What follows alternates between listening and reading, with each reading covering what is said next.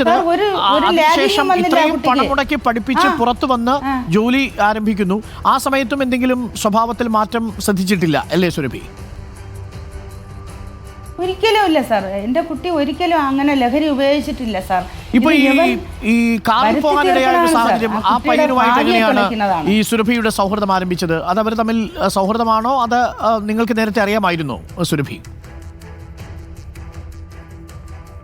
ഏത് പയ്യനെ കുറിച്ചാണ് സാർ? ഇപ്പൊ ഈ കാർ ഡ്രൈവർ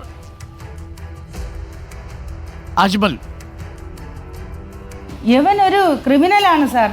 ഒരു വെട്ട് കേസിൽ ഇവൻ ഇവിടുത്തെ സാറിനെ പോലീസ് സ്റ്റേഷനുമായിട്ട് ബന്ധം ചേട്ടന് ഉണ്ടെന്ന് ആരോ പറഞ്ഞു കൊടുത്ത് എൻ്റെ ഒരു ബന്ധു കൊണ്ടുവന്നതാണ് സാർ.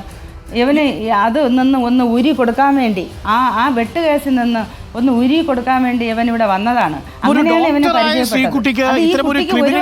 എങ്ങനെയാണ് ഒരു ബന്ധം വന്നത് സുരഭി? നിങ്ങളത് അന്വേഷിച്ചില്ലേ? അത് കൊച്ചു കുട്ടിയായിരുന്നു സാർ. 1 വയസ്സായപ്പോഴാണ് അദ്ദേഹം ഇവിടെ വന്നത്. അവൻ അന്ന് 25 വയസ്സുണ്ടായിരുന്നു. ഇപ്പൊ അവന്റെ ഏജ് എത്രയാണെന്ന് സാർ തിരക്കി നോക്കണം. ഇപ്പൊ എന്റെ മോക്ക് 27 വയസ്സേ ആയുള്ളൂ. അജ്മലല്ല, ഈ അഫീഷ് രാജ്. അല്ലല്ല, ഞാൻ ചോദിച്ചത് ഈ അജ്മലിന്റെ കാര്യമാണ് ചോദിച്ചത്. അജ്മലും ഈ ശ്രീകുട്ടിയും തമ്മിൽ എങ്ങനെയാ അവര് സുഹൃത്താവുന്നത്? ഈ അജ്മലിനെ കുറിച്ച് നിങ്ങൾക്ക് നേരത്തെ അറിയാമായിരുന്നോ? സാർ, ജൂലൈ 25-ാം തീയതി എൻ്റെ കുഞ്ഞു മോൻ്റെ ബർത്ത്ഡേ ആയിരുന്നു. ഈ ബർത്ത്ഡേക്ക് ഈ എൻ്റെ മോള് വന്നിരുന്നു. അവളുടെ ശരീരത്തിൽ ആഭരണങ്ങളെല്ലാം ഉണ്ടായിരുന്നു. അവൾ ആ ഫോട്ടോകളൊക്കെ സാറ് പരിശോധിച്ച് നോക്കണം. അവൾക്ക് അങ്ങനെ ഒരു ബന്ധം ഉണ്ടായിരുന്നതായിട്ടോ ലഹരി ഉപയോഗിക്കുന്നതായിട്ടോ, എൻ്റെ വീട്ടിലൊന്നും ഒരു ലഹരിയും ഉപയോഗിച്ചില്ലല്ലോ സാർ.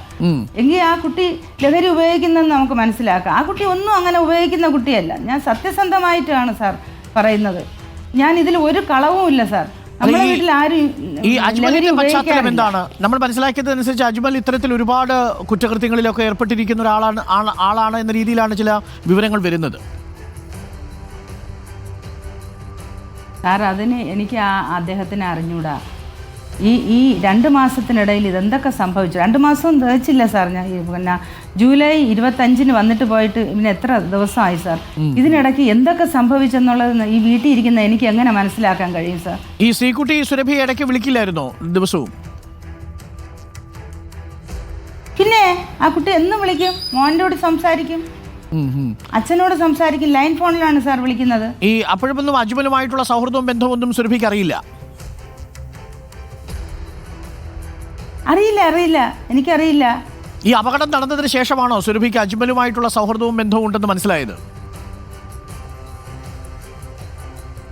ഇല്ല സാർ, അത് ഞാൻ TV-യിൽ എന്നെ ആരും വിളിച്ച് പറഞ്ഞതുമില്ല. ഞാൻ TV-യിൽ കണ്ടാണ് സാർ ഞാൻ മനസ്സിലാക്കിയത്. ഈ ചില ദൃശ്യങ്ങളിൽ ഈ ഇവര് മദ്യപിക്കുന്നതിന്റെ ദൃശ്യങ്ങളൊക്കെ പുറത്തു വന്നിട്ടുണ്ടല്ലോ, അത് ട്രാപ്പ് ചെയ്തു എന്നാണോ സുരഭി കരുതുന്നത്? തീർച്ചയായിട്ടും ഈ 2 മാസം കൊണ്ട് ഈ കുട്ടിയെ, അല്ലെങ്കിൽ ഈ അജ്മൽ സീരിയലിലൊക്കെ ഡയറക്ടറാണ് അങ്ങനെയാണെന്നൊക്കെ പറയുന്നു. അപ്പം ഇവനാണല്ലോ സീരിയലിലുള്ളത്, ഈ അഫീഷ് രാജ്.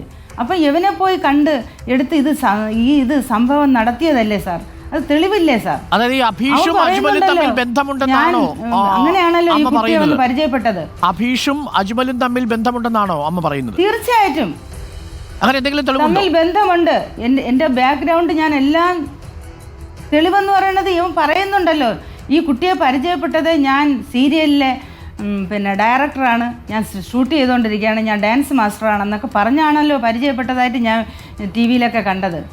അപ്പം ഈ ഇവനും അതിലാണല്ലോ, TV-യിലാണല്ലോ ഇവൻ പ്രവർത്തിക്കുന്നത്. ഈ ഹോഴ്സ് റൈഡിങ്ങും എല്ലാം. അപകട സമയത്ത് ശ്രീകുട്ടി മദ്യപിച്ചിരുന്നു എന്ന തരത്തിലുള്ള റിപ്പോർട്ട് വരുന്നുണ്ട്. അതെങ്ങനെയാവാനാണ് സാധ്യതയെന്നാണ് കരുതുന്നതമ്മ? സാറ്, ഇവൻ നിർബന്ധിച്ച് കഴിപ്പിച്ചതാണോ, ഡ്രിങ്ക്സിൽ കൂടെ ഒഴിച്ച് കഴിപ്പിച്ചതാണോ, ഒന്നും നമുക്കറിയില്ലല്ലോ സാർ. നമ്മളൊന്നും കണ്ടില്ലല്ലോ. മനസ്സിലായി. ഇതെന്താണ് നടന്നതെന്നുള്ളത് പോലീസ് കണ്ടുപിടിക്കട്ടെ. തീർച്ചയായിട്ടും. അപ്പോൾ എന്തായാലും ഇതിലൊരു അന്വേഷണം നീതിപൂർവമായി നടക്കണം എന്നാണ് നമ്മൾ പറയുന്നത് അല്ലേ? വേണം, തീർച്ചയായിട്ടും വേണം. തീർച്ചയായിട്ടും വേണം സാർ. സത്യസന്ധത നേരിൽ കൊണ്ടുവരണം. എനിക്ക് അത് മാത്രം മതി സാർ. എൻ്റെ കുട്ടിയെ രക്ഷപ്പെടുത്തണം.